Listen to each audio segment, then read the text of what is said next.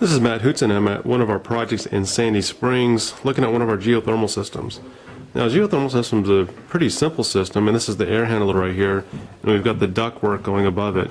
Now, this is the ground source heat pump, but it doesn't mean that we don't have a ductwork and distribution system for the air.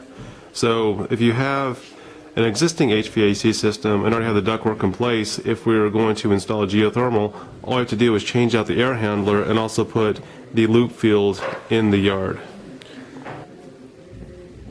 Now, one thing to consider if your HVAC system is in your attic currently, what we'll do is have the pump and also the condenser in the basement, because these things weigh so much, we don't like to have them in the attic. And that way the flow of water is minimized to the basement. We don't have to worry about transporting the water lines all the way to the attic.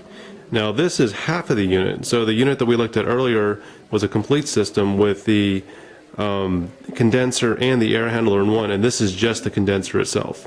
Now notice this is inside the house. Usually the condenser is on the outside of the house, but since we're actually taking energy from the ground, we're able to have this inside the house, since this is not a typical air-to-air condenser in which we have to dissipate the heat or take the heat from the outside of the house.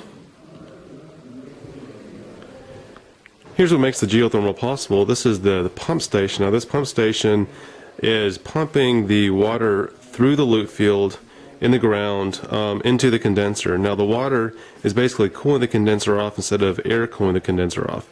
Now, with this, we've got two pipes that are coming below it. One is water going out and the other is water going in. This is a closed loop system, which means we have a complete loop where water circulates through the ground without exchanging any water with the groundwater in the water table.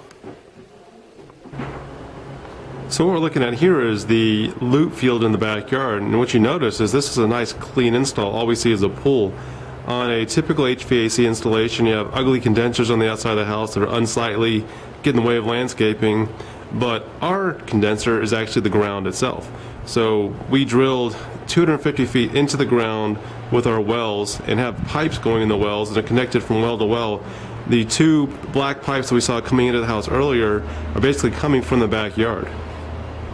So we have thousands of feet in the backyard, and that's what we're using to heat and cool the house and basically temperate the condenser inside the house to make it more efficient.